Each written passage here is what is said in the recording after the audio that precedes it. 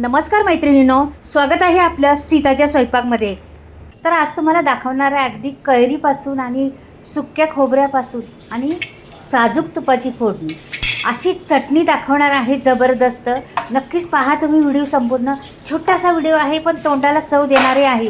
या गरमीमध्ये अगदी तोंडाला भूक नसली, जेवण नसलं जात तर हा पर्याय खूप छान आहे। हा तुम्ही करून पहा, खूप टेस्टी लागती। मी तोतापुरी कैरी घेतलेली आहे आणि त्याची करणार आहे चटणी, पण अगदी अप्रतिम। आणि त्याला साजूक तुपाची फोडणी देणार आहे, त्याच्यामुळे चव विचारू नका। तुम्ही एक भाकरी खातला असल्यास तर 2 खाणार किंवा 2 चपात्या खात असल्या तर 4 खाणार, परत परत खाणार, मन भरणार नाही तुमचं।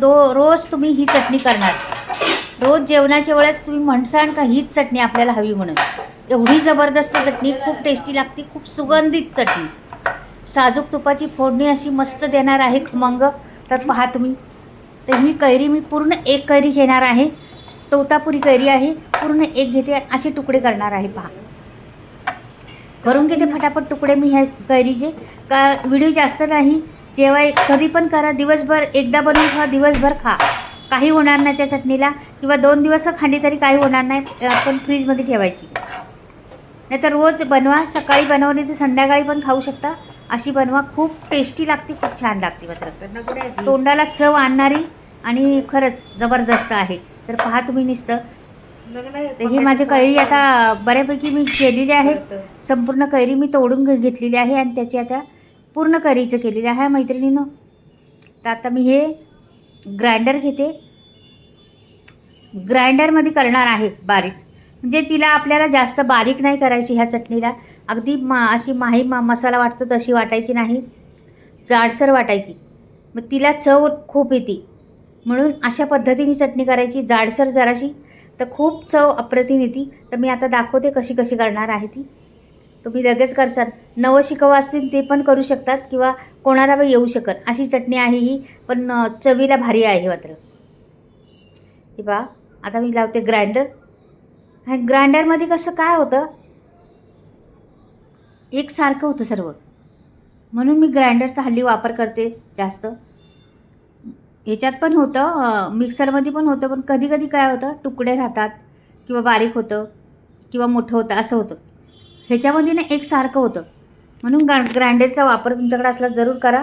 हाताने असा ग्राइंडर असला दाबायचा, तो पण केला तरी चालेल, किंवा असा लाईटीवर असला तरी चालेल, आणि लगेच होतं, वेळ लागत नाही जास्त।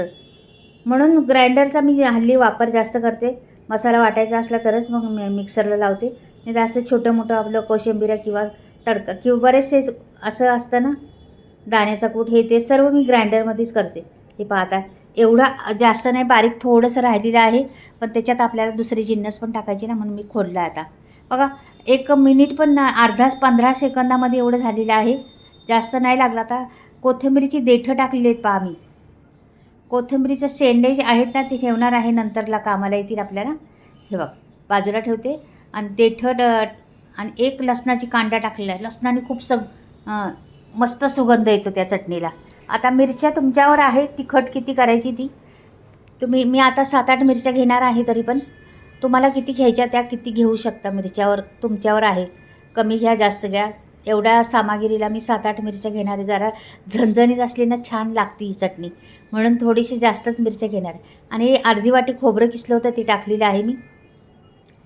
तर पहा, आता खोबरं पण टाकलं, सुकं खोबरं, ओलं नाही, सुक्या खोबऱ्याचे बनवणार आहे, पहा तुम्ही। आणि मीठ टाकायचं चवीनुसार।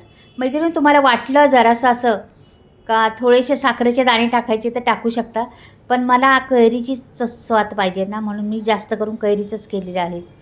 तर तुम्हाला वाटलं घालायचं तर घालू शकता, ती पण छान होती। आता परत लावलं, हे सर्व मिक्समध्ये झालं पाहिजे असं जरा करायचं।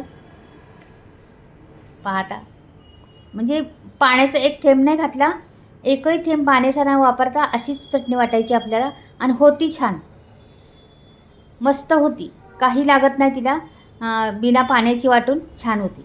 पहा आता किती झाले आपलं, हे पहा, अशा पद्धतीने झालेली आहे मस्त आपली। अशीच पाहिजे, जास्त बारीक नको आपल्याला। आपल्याला जेवणाला तोंडी लावायला खायची, ताटात अशी वाढून तोंडी लावायला खायची, त्याच्यामुळं अशीच चटणी हवी आपल्याला, जास्त बारीक नको।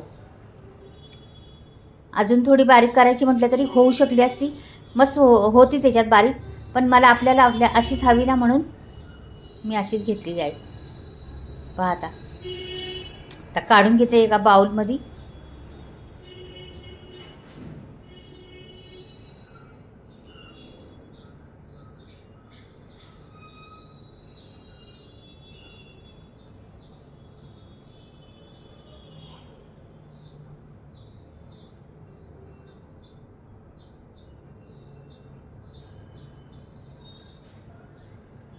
ही सर्व आपली काढून झालेली आहे.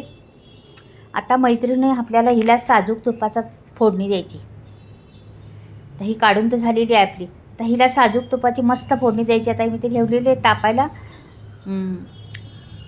तर हे फोडणीचं पात्र आणि आता याच्यात टाकणार आहे 2 चमचे साजूक तूप. ह्याचा साजूक तुपाने ना त्या चटणीला खमंगपणा येतो, मस्त खमंगपणा येतो. म्हणून नक्कीच साजूक तुपाची कधी पण तुम्ही फोडणी देऊन पहा, खूप छान होती. म्हणजे ही चटणी झाली. आणखीन तुम्ही अननसची चटणी करताना त्याला पण साजूक तुपाची फोडणी द्या, मस्त लागते, खूप छान. आता मोहरी टाकली. मोहरीला छान जरासे तडतडू द्या, नंतर आपण पुढचं प्रोसेस करूया. हे बघा मोहरी तडतडायला लागलेली आहे. आता जिरं पण टाकून घेते मी. हे जिरं टाकलं. आता आपला हे पण गरम झालेलं आहे भरपूर. तर आता मी त्याच्यात ना कढीपत्ता, आता जिरं पण फुलायला लागलं, कढीपत्ता टाकायचं. पण आता उडलं नाही पाहिजे, खूप गरम झाले हे. बघा छान, हा हा हा मस्त फोडणी बसणार आहे. तर बंद केलं मी ते आणि इकडे उचलून घेते आणि कोथिंबीर टाकते. मग हे बघा मस्त कोथिंबीर टाकलेली आहे. आता बाजूला घेते आणि लगेचच फोडणी, चरचरीत फोडणी द्यायची आपल्याला त्याला साजूक तुपाची.